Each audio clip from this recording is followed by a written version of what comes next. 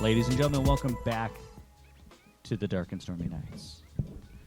We last week, Tyr brought us a wonderful chapter of rebellion and chaos. A lot of chaos. And this next episode we're plotting for today, I think we need to make sense of some of the chaos.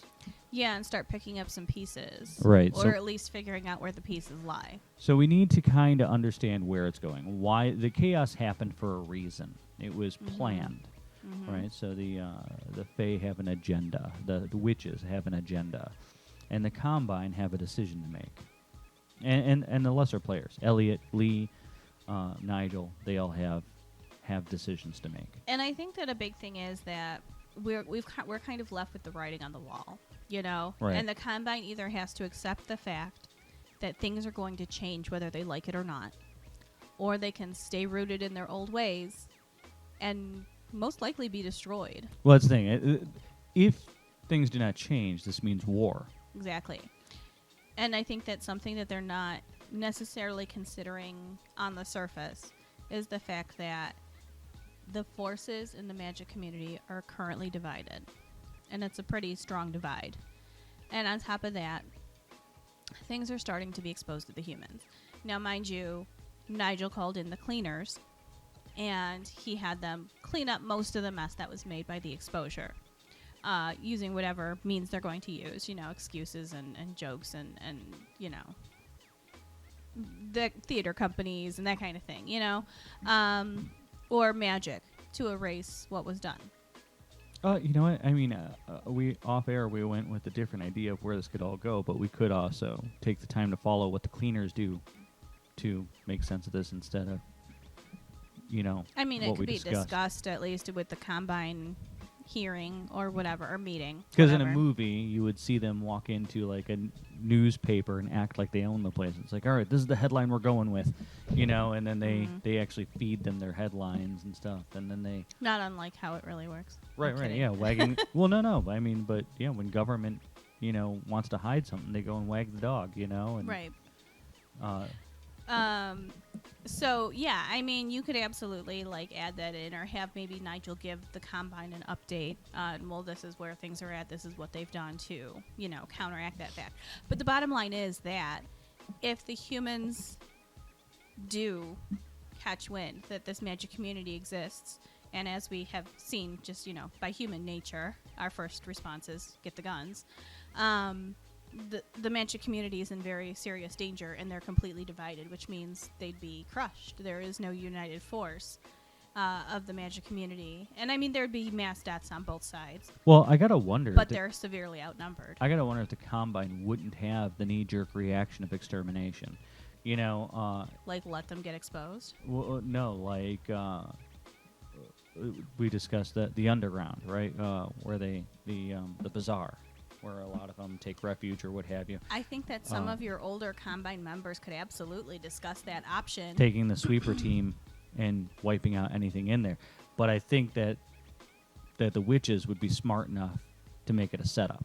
You know what I'm saying? So, I mean, that could absolutely be a scene if we want to. What if we did it to where the Combine is meeting, because this is what we're discussing, is making it to where you're seeing how Eliot and Lee are kind of putting some distance between them and the Combine at the moment. Right. And then the Combine is meeting, and they're all they're grading against each other because they all have different ideas. Now, there's going to be some older sorcerers left on the Combine who actually perpetrated these heinous acts. Yes. And I think that when you're talking about, you know, somebody coming up with a suggestion of extermination, it would probably be one of them. Right. Because it's nothing new for them. I'm not sure, though, that they would even discuss it. I think they would try to do it on their own. And I think it would be disastrous. Without the support of the Combine? Right, yeah. I think it would be maybe a small group, and that would be their end, right? I mean, because they would call for this. It would. What if they bring it up at the Combine and it's turned down and they do it anyway? Well, I was thinking, what if they bring it up at the Combine and it's turned down, but they had already done it? But if this is gonna be their end, how? Well, what I'm saying, so while they are saying we should just show a force, hold our power by showing force, go down there, shoot up the place, You know what I'm saying? And then they'll know their place. Once you beat your dog, it gets in line, and that's how they think. You know, Right. because it's that old fucked up way of thinking. Right. Right. Meanwhile, they already have a team marching into A team of sorcerers or a team of who? of killers. Just this is their Hired yeah. guns. This is these are their cleaner teams or whatever. Okay. You know, and they're in the bazaar already shooting the place up. But the witches have been through this rodeo before. They know what's going to happen. That the sorcerers aren't going to go easily, and it's a setup. How do you make it to where this is a simultaneous thing? I'm saying they already the No. How do you portray it to the reader that it's a simultaneous? you gotta go thing? back and forth. It's hard. So you could do that, but I think that absolutely you need to have it addressed in the Combine, where at least Nigel is like, do you not understand that this is what got you here in the first place? Like, your actions, just like this, are exactly why we're here, you know? Right. And, like, eventually, like, the rest of the, like, maybe middle ground sorcerers kind of reluctantly side with Nigel and say, clearly that's not our best, you know, Right. option. Because the truth of the matter is, the Fae and the witches do outnumber them. Together, their power is greater than them. You know. Mm-hmm. So because sorcerers limit their ranks and the. And you know. even if they manage to kill a bunch of Fae and witch creatures, I mean, is the resurrected line not still there? Right. Can you kill a dead witch? Like, honestly, that's where the power is emanating from, and that's still a threat to the sorcerers. Right. So. All they're going to do is piss them off. But I mean, I'm thinking. So while there's, you know, we should go show force. We should, you know, march teams in there, show them who's boss, get them back in line, and at the same time, there's actually a sweeper team already in there, Right. shooting up the bazaar and everything like that. But those aren't real people down there. This was a setup. It was a magic thing. And as the sweeper team has gone through the whole bazaar and they meet at the center or what have you, they find themselves completely surrounded by Fae. Or just those three witches. They shot their way through illusions that weren't really there. Right. And Or maybe it was, like, filmed and broadcast or whatever. so, Or magically recorded. yeah, something like that. But in the end, that sweeper team gets just ripped apart. What you could do is, like, have the whole thing happen and and until the point where the team is surrounded, and then have the Fae community reach out to the sorcerers and tell them their assassination attempt didn't work, or, you know, their mass murder plot has been foiled and that they're about to end their team. And that way, like, immediately after the idea is shot down in the Combine, they receive this message, this magical message with a video of the whole thing fucking happening, and they realize that they were betrayed by those people within the Combine. Right. But then you have consequences for those people, right? Sure. And I'm not quite sure what that would be. Well, at the very Exile. least, expulsion. If not, you know, stripped to your powers and stuff like that. You know. Oh, that would be a good one. So. Force them to live as humans. Right. Yeah. And then meanwhile, you've got what? Well, so Nigel is the one appealing to the council, to the Combine themselves, right? Mm-hmm. While Eliot and Lee have moved in with. Did the baby dragon have a name? I did not give her a name. He just referred to her as his niece. But what we discussed was maybe the uncle gets the youngling an apartment in the human world, and he expects Eliot to stay with her. And then Lee... Yeah, like bodyguard-like or something. Right. You know? Lee, needing distance from the Combine, packs a bag and decides he's going to stay with Eliot for a while. Yeah, he squats on the couch. Right. You And know? I mean, Eliot's been staying with him, you know, since his apartment burned down. So, and then we discussed maybe having Gary and Ren and right? Did I pick the right name? It was Yes. Ren. Mm-hmm. Yeah. Okay. So many R names. I know, it's so hard to keep And them straight. and then maybe his friend from the dragon lady from the bazaar. Maybe. I wouldn't think that they would all come at once. Well, I'm thinking that maybe she is a late arriver to let them know what's going on. You know, it's like, you know, because Gary, I think, is a little in the know. But the truth of the matter is, Gary loves the strip club and he loves the human world. You know, Right. He wouldn't want a separation. And he's while I think he is part of the Fae community and he loves the Fae community or what have you, he also loves the human world and you know. Right, and this is probably just as hard on him. But yes, the Combine is in the wrong. So maybe what happens is, you know, Ren and Gary make their way to Lee to tell him what's going on and that there's not going to be a reconciliation until changes are made.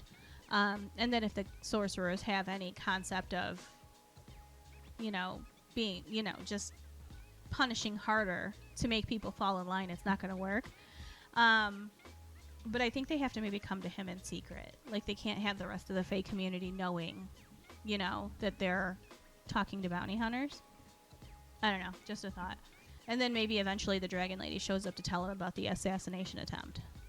Yeah, I don't know. Like, yeah, Ren and Gary, I think, are trying to help Lee through this, like, him trying to figure out what's going on, right? Because he is, up till now, he was of the opinion that the Bodak was the be-all, end-all bad guy.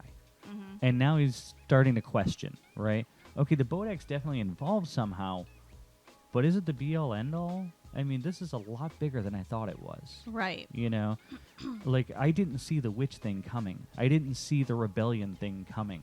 Is it related? Are they the same people? What is going on here? Mm-hmm. You know?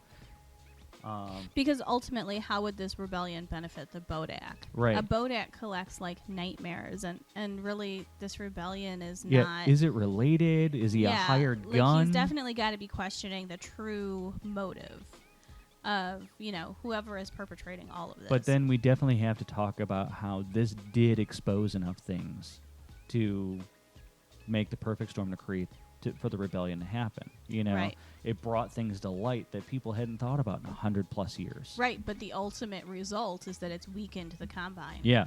And I think that he needs to, maybe with the help of Ren and Gary, he needs to come to that conclusion. Well, I was saying, he has a human perspective from, you know, that he hated the Combine for the way that he's been indentured and what have you. But he doesn't have that Fae perspective that Ren and Gary offer, you know? And it's like, you know, they're going to be able to point out, these guys are fuckers, you know? Right. So. Which he knows because he saw all that. But, like, he needs to understand that they've not only been, like, the people who police the magical community, they've been their literal oppressors, their executioners. Right, yeah. In one hand, they've kept the humans from being a real threat. Right. But on the other hand, they have been the real threat. Mm-hmm. So, and that's what I'm saying. Ren and Gary have to kind of be able to point that out. Mm-hmm. So what is Eliot and the dragon doing while they're arguing about this? Or what is the dragon, not the dragon lady, the dragon? The dragon itself? Yeah. Bonding and learning how to take care of a young dragon? Are they playing video games together? Or are they... I think they're going to develop a close relationship. We need to figure out a couple things about the dragon. Do you want her to have full language, or do you want her to just communicate through mental nudges and images with Eliot? I think maybe we go through the steps of her learning language, you know? So, like, at first it's images and stuff, and then she starts using words as it progresses. That's fine. And then we need to kind of figure out an age, because I left that open-ended. You need to figure out if she's in the... Like, and here's the thing, is that even if she is a little bit older, you need to understand that there's still going to be that culture shock. She's going to have a ton of questions, no matter how old she is. You know, how does this work? What does that do? You know? Right, and I think she's probably eating everything in sight, too. Right, and, like, also, she's not going to use the stove, so if she's a fire dragon, she might just be, like, cooking it herself and accidentally setting fire to the apartment regularly. Yeah, something, yeah. You know? He's going to have to, like, undo the fire detectors because they're going to be... or smoke detectors because they're always going off. So, like, I think that he's dealing with the learning curve is basically what's going on in this, you know, this first part. So... and then as we move on a little bit, like, she's going to be a fast learner. She's a smart, you know, dragon who's probably been alive for a while now. And it's not that she's dumb and doesn't know how to, like, adapt. The issue is just that she's never been in this world before. Right. You know? So, and then I was thinking that maybe she exposes her special power somewhere in this that she can nullify magic. Right. So, like, if Gary or Ren get too close and she finds them to be threatening, she... What's the thing? Ren is always using her magic, and I'm wondering if she doesn't completely undo that. I'm thinking she probably doesn't like Gary because Gary's not a likable person. Gary's an acquired taste like olives or goose liver, Right. you know.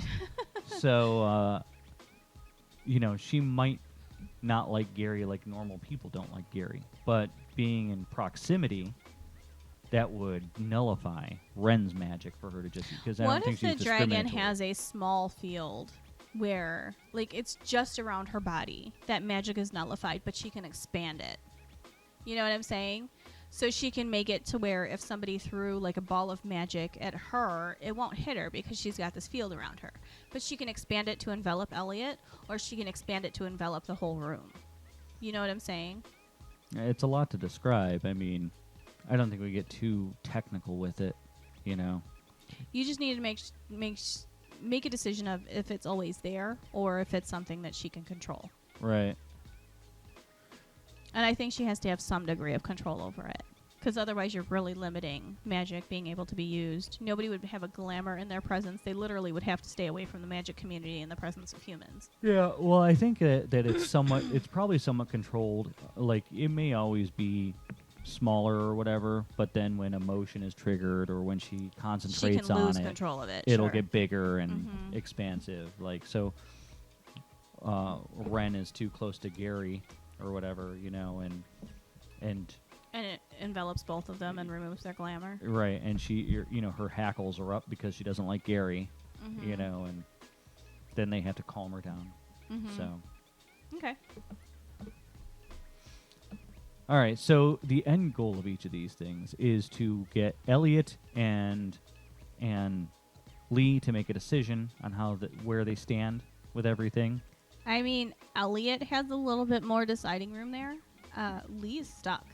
Right, but he has to decide on how he's going to handle this because I think that Lee does sympathize with the Fae, He but does. he is stuck in his contract. So how does he handle? He owes a debt. How does he balance both worlds? Right, and he owes a life debt, and that's pretty huge. So what I think that Lee is going to have to do is essentially split hairs. And it doesn't change anything, but it makes him feel... But he's gonna say, he's gonna have to stand his ground on certain things. He's gonna have to be asked something, and he's gonna be like, "No, not that," you know. For sure, he's going to try to establish more freedom in his situation. But also, the bounty on this Bodak case Yeah. frees him, and I think he'd be twice as interested in getting this case finished. Yeah, that's true. So he's probably gonna he's probably still gonna hunt the Bodak, even though it may not be priority right now because the bounty's so big. Right, but it's still a priority to him because it's his freedom from Right, the but that's the combine. thing, and in all of this, I think it would have been oversighted to lessen the bounty on the Bodak to up the, something else or whatever. You know what I'm Right. saying? I think the bounty's still huge, and nobody thought about that. They've got their own problems to deal with. Right. So. So I think that when I'm saying that Lee's going to split hairs, I think that he is going to consider his debt not to the Combine, but to Nigel specifically. Right. Which isn't much of a difference, but it's maybe enough to make him Sure, and able he to can live with that reason fact. that Nigel is a better soul than the rest of the Combine. right. So,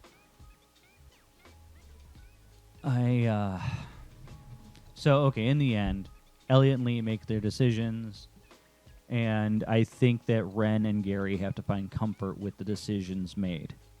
And then, go ahead. I think that Lee is going to come to terms with the idea that for now, he can't separate from Nigel. He just can't. Right. And But he then- has to. He should be able to, because Nigel's not going to give him necessarily specifics. He's going to say do this, and then Lee can decide to do things within the comfort. And I of- mean, Lee always look how many jobs he just told Nigel no on. right. You know, so he's always had that leeway with Nigel because Nigel's not a complete dick. Well, and the first and foremost bounty that Nigel gave him is still on the books, so he is still doing what Nigel told him, but this thing first. Right, and I think that maybe part of his reaction to this is going to be to stop checking in. Yeah. You know, he's still working this case. He's still trying to get the big bounty to pay off his debt. Sure. But he's doing it on his own terms. He's doing it on his own turf, you know? So And he's maybe done with the huntsman for now. okay. So on the other part of the story that's going on at the same time is Nigel addressing the council. Mm-hmm. Right? So Nigel is trying to sell the idea of reparation, you know, through re-inclusion. I think that what you're seeing is going to be a lot of separation. You're going to have, on one side, these older sorcerers who have committed these actual crimes in the time that they were committed, which are, unfortunately, the oldest and most powerful sorcerers, who are saying, let's just, you know, oppress them further. Let's, you know, get in there and wipe them out, whatever. And then on the opposite end, you have Nigel saying, yeah, that's the same shit that got you here in the first place. What if we changed the council back to accepting witches and fae representatives as it was always supposed to be? Right. And then you have those in the center who are kind of leaning one way or the other. Right. Because that's just the way that everything works. So essentially, I think that at first you have those older sorcerers who, like you said, are demanding extermination. Right. You know, subjugation. You know, right. we need to press them harder to keep them under our thumb. Exactly. We need to maintain control through force. Exactly. And you have Nigel on the other end, and then a few people who side with him who are like, no, that's what got us and that's here. what I think we have, right? At first we have Nigel and a couple of people who are like, you know, more progressive, younger sorcerers, and then he slowly starts winning a few more. And then, like we said, a few of the harsher ones get caught, you know, because what they did was they went without consulting the council. And I think that what you have is maybe almost a halfway split, but the majority says this isn't something we're willing to do at this time. You know? Like maybe it's not... let's take a wait-and-see approach. Well, I think that maybe it's this isn't the time to jump to extremes. Right. You know? So basically their idea is turned down for now, but they're not so against it as they should be. And then we find out that they did it anyway. Right, before the end of the chapter. We before find the end out of their meeting. that a sect of the council itself went ahead with this hit, and they get caught. Right.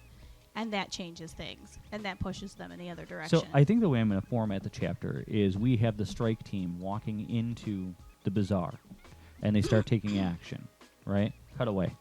Okay. Before we see anything, right? Like maybe have an execution right there. Right. Yeah, well, that's Just what I'm one. saying. They start... there's a stray fae character. They start, like, shooting up the bazaar, but they don't get far. We're done there. Then we switch over to Lee and Ren and Gary bullshitting, a little bit of Eliot and the dragon bonding, right? Lee and the group come to a consensus conclusion of what's going to have to happen, right? Switch over to Nigel and the council, talking, right? We get through the discussions. He gets shot down with all of this, and then their feed gets hijacked, and the crimes of part of the council get exposed.